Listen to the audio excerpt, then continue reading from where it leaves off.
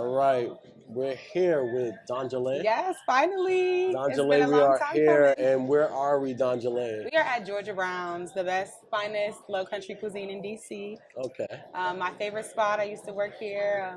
Ayana gave me my start in really bartending and getting my Oh feet wet. wow. Yeah. Okay. So tell us about the bartending. Was the bartending something you were doing while in school, So or? I wasn't actually. Once I graduated from high school, I just went straight into the restaurant industry. I was serving at first, Hmm. and then I became a Okay. bartender, and I was bartending at another place, and then Ayana came, was, like, come here and let me get you really acclimated with what's going on. And I was at a bar that was like a party bar before. Okay. So this gave me a chance to really get a little bit on the business side of things and, All and, right. and be a little bit more professional in my journey. Okay.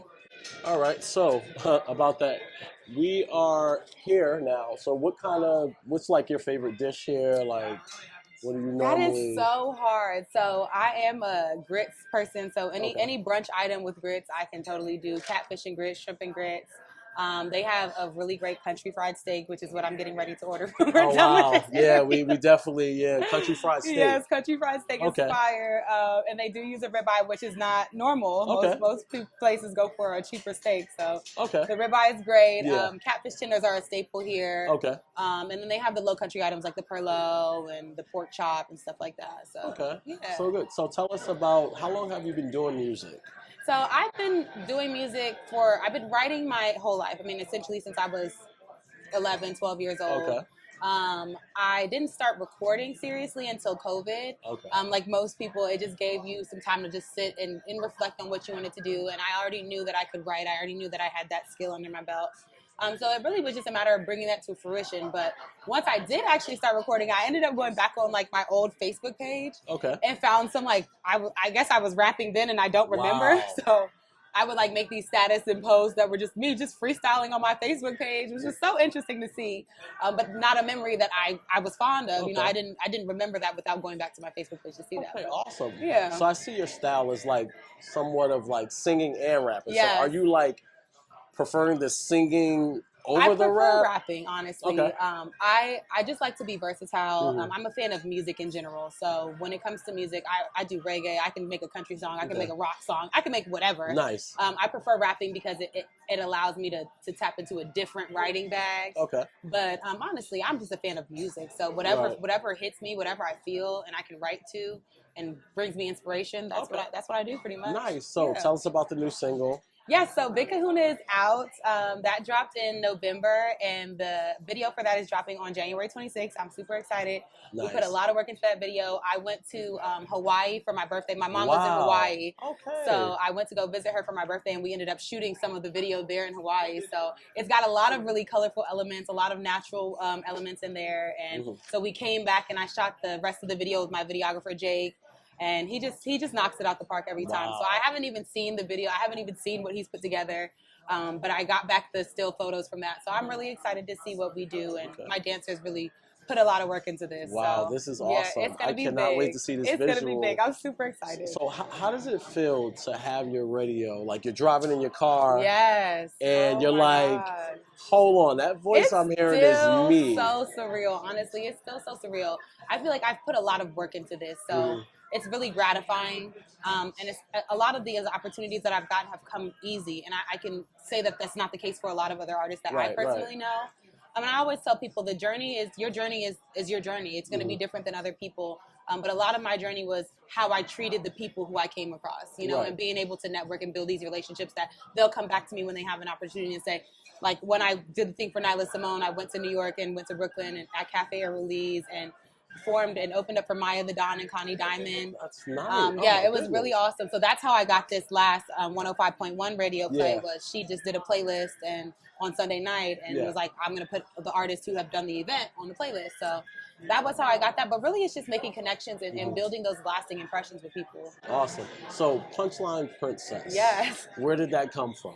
Somebody actually coined me that. I don't remember who it was, and I wish I did so I could give them credit. So if you watch this interview and it was you, please let me know. But somebody actually coined me that, and I think it was just very fitting. I think the princess aspect of it, I'm very much a princess. I'm very much a diva.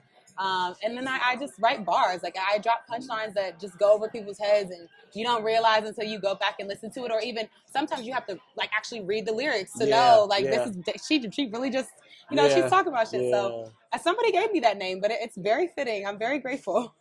So are you open to collaborate with any artists? Like Absolutely. how can artists contact you? Yeah. Can they say, yo, I want to feature, this is what I want to do? Yeah, so right now in my journey, I'm kind of at a place where it has to feel right. I don't want to just charge people money for a feature. You know what I'm saying? Like I would much rather it be a mutual thing. I can help you and you can help me, and then I don't have to charge you a crazy amount at all. But I really just have to feel the vibe. You know, I'm not gonna do a feature if I don't like the song, or if me and the artist don't have any type of connection. Because my music is very personal, and everything that I've been doing thus far is stuff that I've built on my own. So I'm definitely open to collaborating for sure. But it just has to feel right. Yeah. And how is the music scene here in DMV? Like, I know my people Wale, he kind of tore it up, and you got a lot of dope artists that came from here. And just the area in general, like how is it hard navigating through it? It's actually very tough. I mean, in comparison to the other cities that I've gone to, I've been to New York, I've been to Atlanta, I've been to LA. It's tough. I think a lot of times the people are not supportive of you, and it's really hard. I'm a DC transplant, so I'm not from DC. I'm originally from Chicago. But I've been here for a very long time, and in the DMV area in general, not just DC. But sometimes it feels very crabs in a barrel mentality. I think sometimes a lot of people are not willing to help the next person step up a little bit, and I think it just comes from people being hungry and just being focused on their own stuff. But I think it could be better. Honestly, the DMV has so many dope artists and creatives, and I think if people collaborated and came together more, that it would just pop off. Like cities like Atlanta and New York are just popping off. You see artists popping up everywhere. DC, there's not a lot of like notable artists. Like obviously Wale, Rico Nasty has come from here, Shy Glizzy has come from here, but there's not a lot. In comparison to the amount of artists and creatives that I know are here, the amount who have made it out, it's not a lot. And I think that just is people are not helping each other. People are not supporting each other. So it could be better. But I can't fault anybody specifically for that. It's just we just gotta work together. That's really all. Exactly. And I think that's a good point, because New York seems to have come together. They figured it out. We had a drought. They popping off. Atlanta was getting us. Like we had a drought. Atlanta, we had a long drought. Atlanta, they do the thing. But no, New York. Over the last couple of years, especially since I started doing music, I've just been seeing artists left and right popping up, and everybody's creative, everybody's talented. So I'm in support of everybody. I love it. So let's talk about your next show. Yeah, so my next show, I'm actually doing a 30-minute set for my friend Uchenna, who really helped me start getting into doing shows. She started at Twin Valley Distillery in Rockville, and she would literally put me on every show that she did. And it helped me build up my confidence in performing. So for her birthday, I'm doing a 30-minute set in honor of her. Is she turning 30? She's turning 27. Yeah, she's turning 27. Should do 27 minutes. Yeah, I know, right? I know, right? And give her the other 3 for free. Right, give her the other 3. But yeah, so I'm doing that set for her. And then I'm also getting ready to do On the Radar, because they're coming to DC. So awesome. They're going to be here the 22nd to the 26th. So sometime in that next week, I'll be doing that. Nice. And I just came off of doing From the Block. Yes, so I seen that. I mean, everything's been, thank you so much. Everything's been coming very quickly and very easily. And the biggest thing that I tell everybody is be willing to invest in yourself. Nothing's free. Nothing's free. I think a lot of people think that just because they're good artists that things are going to come to them. Right. You have to be willing to put the money up. No, absolutely. Honestly. And when it comes down to it, if you go sign to a label, they're putting the money up. They're just expecting it back. Now you owe somebody. So if you're willing to invest in yourself from the beginning, then those opportunities come a little bit easier. That's good. And I think that's one of my mantras, like literally invest in yourself. Invest in yourself. And the funniest part, I did this whole because anybody I interview, I do where they started from when I met them to where they are now. Right. And what essentially happens is your progress. I remember you were doing things with the construction thing. Yes, and that was just me and my mom recording on an iPhone video. Yeah. It was literally she was there and the bars was there and I was like, oh man, that's she's so going though. Crazy. But I'm like, okay, then as I seen your production just get better and better. Yeah. who are we crediting? Like anybody you want to give like major shout out for like just being there for you? I mean, and really helping everybody push you. in my corner. My friends are so supportive. They go to every show. My dad and my mom, I mean, they just do the thing. They support me in every way imaginable, investing money, investing time, investing energy. My mom lives in Hawaii, like I said, but she's so supportive. Awesome. Even from there, like it doesn't feel like there's a disconnect in the space between us. You know, she's really supportive. My boyfriend, it goes with me everywhere. He has his own life and his own stuff going on.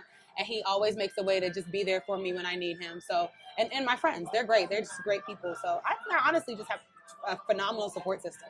Awesome. So, yeah. And what is the best part about creating music? Like, what's that one thing that you just...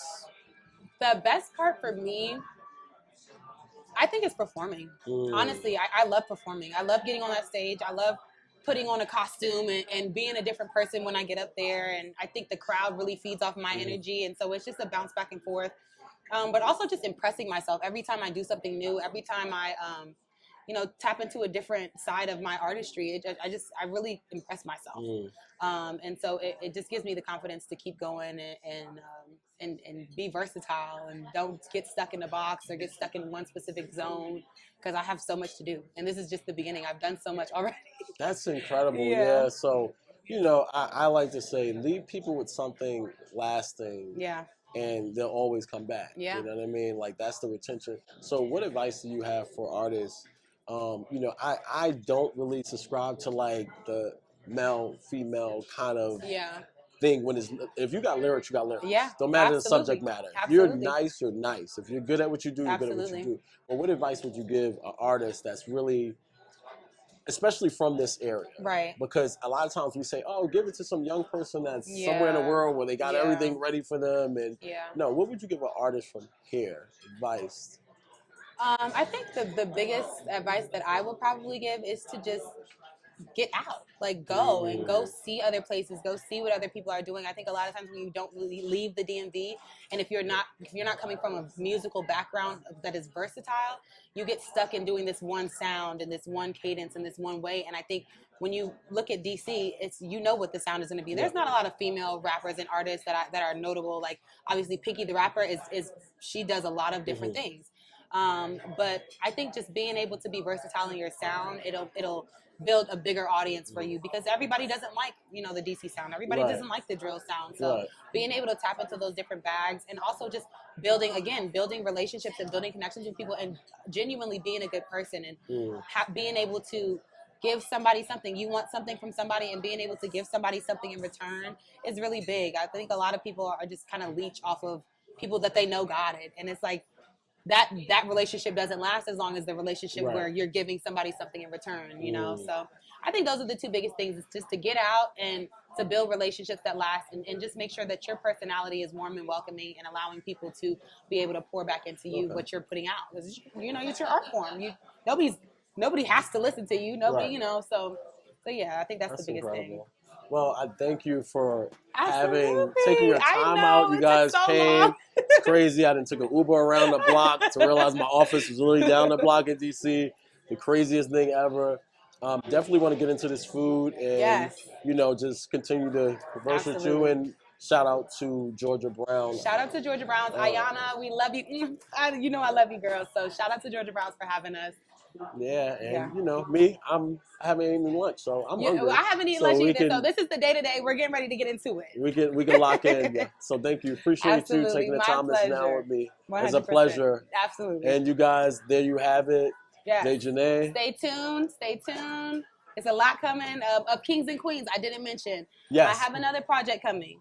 Of Kings and Queens. I know I should have said this. I seen it on the caption, but I didn't want to ask about it. It's okay. This project is a little bit different for me, because it's not rap. It's more of a revolutionary sound. I love it. One of my favorite artists is Tracy Chapman. I love Bob Marley. Wow. So it's going to be a really different bag. And I feel like a lot of people are not going to like it, but it doesn't matter. I'm going to put it out there anyways. I'm going to, shoot my shot and see where it goes. So, yeah, that's going to be... And let's get you up to New York. Yes. Let's get you guys to New York for some... 100%. Get you and your team up to New York for 100%. Some more. That run, I'm so mad. This interview literally took a year for us to sit down. I know. I'm and like, it's so easy. Right. It's literally like... But it's usually the ones that are more improv are usually the better interviews because you get to be natural and be in your element. So again, man, I really appreciate it. Appreciate 100%. You taking the time to talk to me. I appreciate you being consistent and pulling me here. Yes. You know, I just want to motivate. You know, I want your content to be good and I want people to hear you, and I feel your story. I feel that. And that's it. So, you know, more to come. You know, we'll definitely sit down and chop it up. This is only the first interview. Yes. This is only the first interview. There will be more. I might, like, unofficially hire myself to be like there you go. Her whole video person, it's in the works. Cover shows and interviewer. It's in the works. So yeah, so again, just leave them with how to reach you, social media. Web. I'm on Instagram at Danjale Official. I post all of my content, all of my music there. My official artist website will be up very shortly. It's going to be here in the next week or so. There you'll be able to find all of my upcoming projects, all of my upcoming shows. I'll be doing merch soon. Nice. So that's all coming. But Danjale Official is my Instagram page. And tell them to go check out the single. Oh, check. Big Kahuna will be dropping on January 26th.